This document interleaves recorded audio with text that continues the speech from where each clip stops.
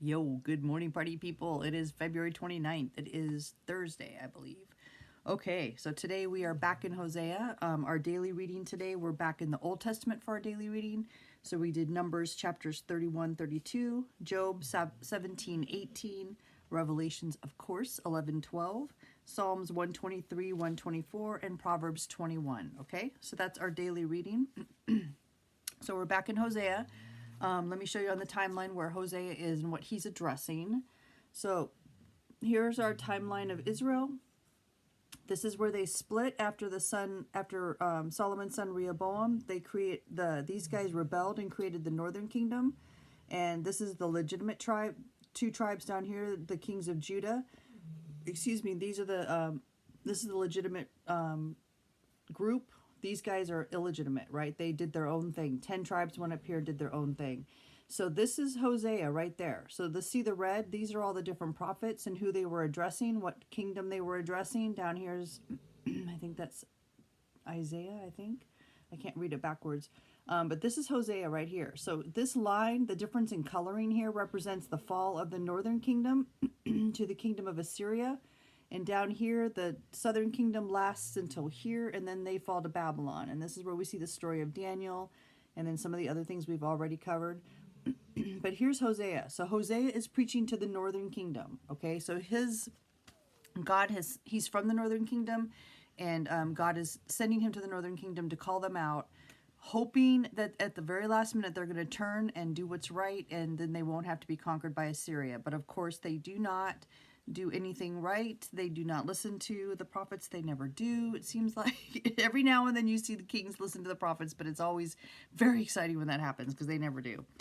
Okay, so we're in chapter 10 of Hosea. So what I'm going to do is we've already covered chapters verses 1 through 8, but because for me it's important that you hear the whole thing together, and then we're going to go over the last part, verses 9 through 15. Okay, so I'm going to read the entire chapter 10 to you real quick. And this is Hosea coming against them, and this is the section where he's coming against their sin, and he's declaring that they're going to go into captivity. Okay, so again, with the video yesterday we covered verses 1 through 8. Today we're going to cover 9 through 15, but this is the entire chapter encapsulated. Before we go into the discussion of the individual verses, I want you guys to hear the whole thing together. Okay, so chapter 10 says, Israel empties his vine, he brings forth fruit for himself. According to the multitude of his fruit, he has increased the altars. According to the bounty of his land, they have embellished his sacred pillars. Their heart is divided. Now they are held guilty. He will break down their altars. He will ruin their sacred pillars. For now they say, we have no king, because we did not fear the Lord. And as for a king, what would he do for us? They have spoken words, swearing falsely and making a covenant. Thus judgment springs up like hemlock in the furrows of the field. The inhabitants of Samaria fear because of the calf of Bethaven, for its people mourn for it, and its priests shriek for it, because its glory has departed from it. The idol also shall be carried to Assyria as a present for King Jareb. Ephraim shall receive shame, and Israel shall be ashamed of his own counsel.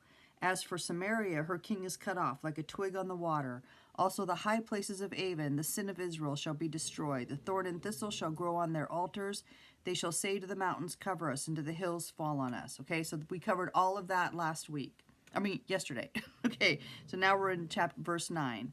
O Israel, you have sinned from the days of Gibeah. There they stood, the battle in Gibeah against the children of iniquity, did not overtake them.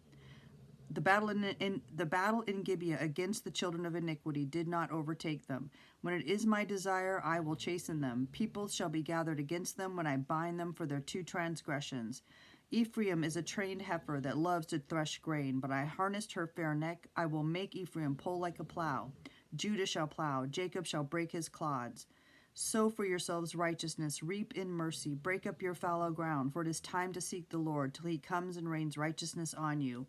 You have plowed wickedness, you have reaped iniquity, you have eaten the fruit of lies, because you trusted in your own way, in the multitude of your mighty men. Therefore tumult shall arise among your people, and all your fortresses shall be plundered. As Shalman plundered Beth Arbel in the day of battle, a mother dashed in pieces upon her children. Thus it shall be done to you, O Bethel, because of your great wickedness. At dawn the king of Israel shall be cut off utterly. Okay, so there's a lot going on there, and I know it's hard to understand exactly what he's talking about, so I'm going to break this down for you. So chapter 10, verse 9 is where we left off. So he starts talking about Gibeah again. So we covered Gibeah a few days ago, in the story of Gibeah in the book of Judges, right? And this is where the people of Benjamin were doing perverted things, and they end up killing this man's wife. The man was a Levite. He cut her up into 12 pieces, spread her throughout the nation of Israel, and they went to war. The entire nation came together and went to war against the Benjamites, okay? And they almost destroyed the entire tribe of Benjamin. There was only 600 of them remaining because of this apostasy. So it says, O Israel, you have sinned from the days of Gibeah. There they stood. The battle in Gibeah against the children of iniquity did not overtake them. So what he's describing here is, I'm going to read to you exactly what it said in the commentary, because the commentary was awesome. It says, it is a historic retrospect with an implied application to the present. Just as the Benjamites offered a stubborn resistance to the onset of the rest of Israel at Gibeah, so the Israelites now persist in their old iniquities and defy Jehovah to put them down. So that is huge. That's atrocious. So what he's saying is that just like in the days of Gibeah, instead of the Benjamites professing their sin and repenting and asking forgiveness from the 12 tribes, they fought the tribes, right? So when the tribes came against them to address this horrendous thing that happened in the book of Judges in the the story of Gibeah, they fought. They didn't repent and turn, right? So, and he's saying, and so what they're saying is in this verse right here, verse 9, it's referring back to that story, and he's saying you guys are not only just like them, but you are just like them in the fact that you're not even turning to God and repenting. Instead, you're fighting God. You're going to continue to do your own way and think that you're going to have success, and they're not. They're going to go into captivity. So that's huge. So verse 10 says, when it is my desire, I will chasten them. Peoples shall be gathered against them when I bind them for their two transgressions. So the commentators seem to think that the two transgressions he's referring to here are the fact that the northern kingdom broke away and established their own set of kings. So they walked away from King David and his lineage, which was the southern kingdom, and then they're walking away from God. So that's the two things that he thinks that they think that he's addressing here. Then verse 11 says, Ephraim is a trained heifer that loves to thresh grain, but I harnessed her fair neck. I will make Ephraim pull a plow. Judah shall plow. Jacob shall break his clods. So here he's saying Ephraim is the northern kingdom, is a trained heifer that loves to thresh grain. So he's describing what it's like for the animals then. If they were threshing grain, it was a real easy job. They would eat the grain as they went. They would go in circles. It was super easy. But he's saying now that he has harnessed their fair neck. So now they're going to plow. So what was easy and what they had before, when they were beautiful and young, is not what they're going to experience now. And then he includes Judah in this, which is the southern kingdom. So he's saying that Judah is following right behind Ephraim, the northern kingdom, in the same behavior. So now verse 12 says, sow for yourselves righteousness, reap in mercy, break up your fallow ground, for it is time to seek the Lord till he comes and rains righteousness on you. So again, that's a calling them back, right? Come back to God. Verse 13, you have plowed wickedness, you have reaped iniquity. Another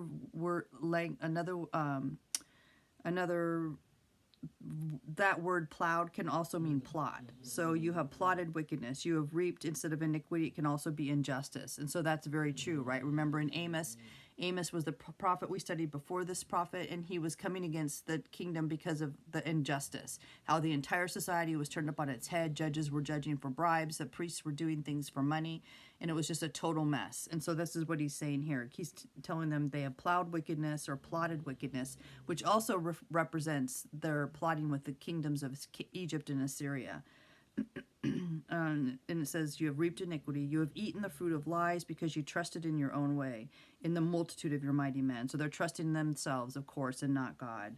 Therefore, tumult shall arise among your people, and all your fortresses shall be plundered. As Shalman plundered Beth Arbel in the day of battle, a mother dashed in pieces upon her children. So they're not even sure exactly what that battle was. There's a huge amount of information in the commentary about which battle that might be and what king that was. Whatever it was that he's referring to here, it was atrocious, and it was so atrocious that it was memorialized here in this story.